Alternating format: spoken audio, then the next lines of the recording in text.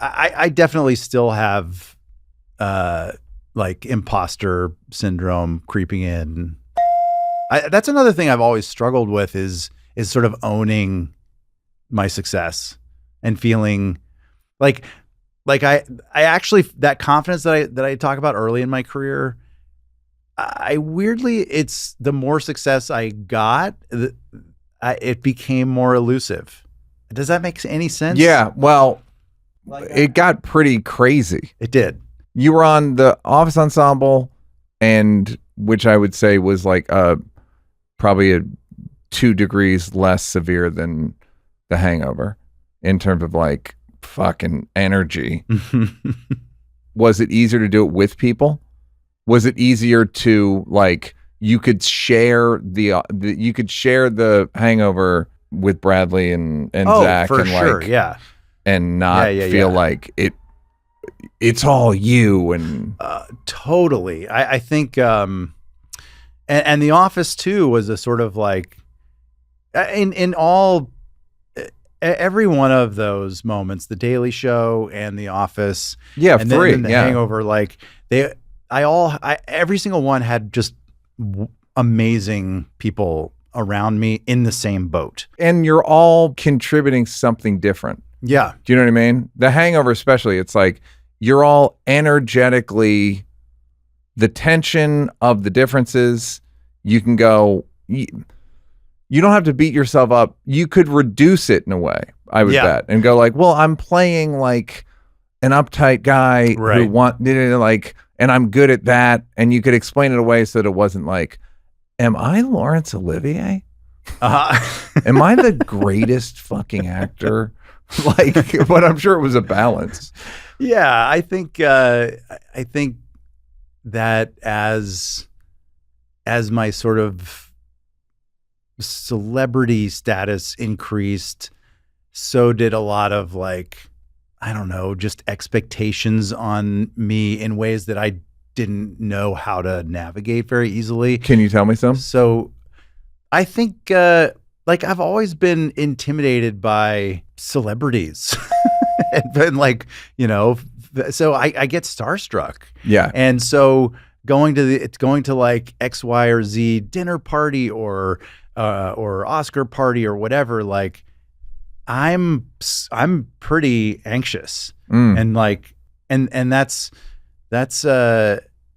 not always, but I think, and probably not, you are at times where you thought you wouldn't be, and you're not nervous for people you thought you'd be scared of. Yeah. You don't know it's a wild card every time. A little bit. Yeah. So like someone that I might be really excited to meet because I've admired them for a long time. And there's one meeting in particular, I won't name them because I just don't want to name check them in this context, but I met someone that I really, really admired, and he was so gracious, came up to me with a big handshake and was like, you know, how's it going? Tell me about yourself. I'm excited to meet you. And I was just like, I tongue-tied and kind of like awkward. And I think he walked away kind of like, I mean, who knows? Who knows? Yeah. Who really knows? But the moment just sort of ended on a little bit of a, okay. All right. See you later. And you know it's lost and you can't explain like, oh, I'm freaking out right now. Yeah. Yeah. And I would say that's like probably at this point half the time. Like what was the imposter syndrome part? It's almost never on a set. Like like when it comes down to like being in the creative process. Yeah. That is like a sweet spot for me, and I love it. And I love to collaborate. And you can deliver. Like you don't find yourself panicking in that situation. You know how to do it. Yeah. It's fun. It's a challenge, but it's like, it's so fun. Yeah. And it's also this sort of like childish fulfillment. Like it's what I always wanted to do. And so there's this like feeling of like when I'm on a set, especially if it's with people that I am excited to be with and the material's good, which I've been incredibly lucky to have a lot. Yeah.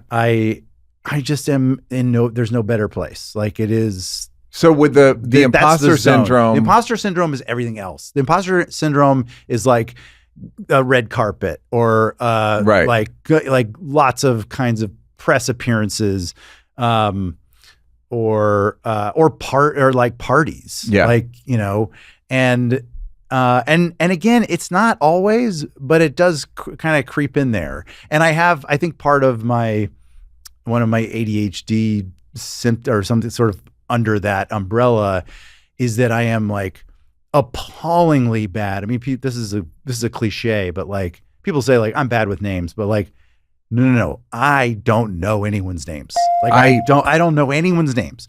So, and when you're famous, everyone knows your name.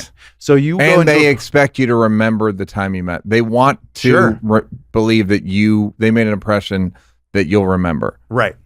That's one thing, but also famous people reasonably expect you to know their names. But I forget their names. I forget famous people. For the people I might be a fan of, I might have like a brain fart, and I just can't remember people's names. And so that makes moments. And this guy I don't need to introduce. Yeah.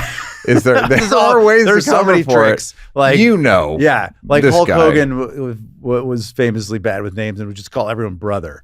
And like, okay, that works. Fantastic. Brother. And you don't have that confidence of just being able to shake someone's hand and look them in the eye and like say, "Hey George, how have you been?" Yeah. When you don't have access to that name, there's your overall confidence is like dramatically diminished in that moment by 20%. Yeah, that's a good number, I think. And it's sort of there's a hangover from it because then you start second guessing yourself. Like, wait, is that their name? I need that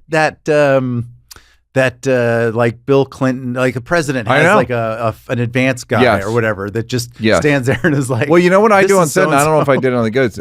I think I probably did it after. Everyone wears name tags. Yeah. In fact, I may have done on the goods because I remember somebody getting them. It started because someone got upset because I didn't remember their name. Yeah. My mom's in a retirement community and everyone wears names tags, and I just think it's the best. It is the best. By the way, best. Anyone who's seen me do it does it at work. If you direct anything, or even at the podcast in the office, be like, I'm so bad with names. Yeah. Or you could just say you were diagnosed with face blindness at your big test. Yeah, well, at your big cognitive I don't exam. have face blindness. I know you don't. I know that I know someone. That's like I wish I had face blindness. I know, because I wish I could just be like, no idea. But I know. I'm like, I know that person. And then you do this thing where you second guess, is it Maureen or Margaret? Oh, God. And if it's Maureen, you assume it's just it is a bit of a nightmare.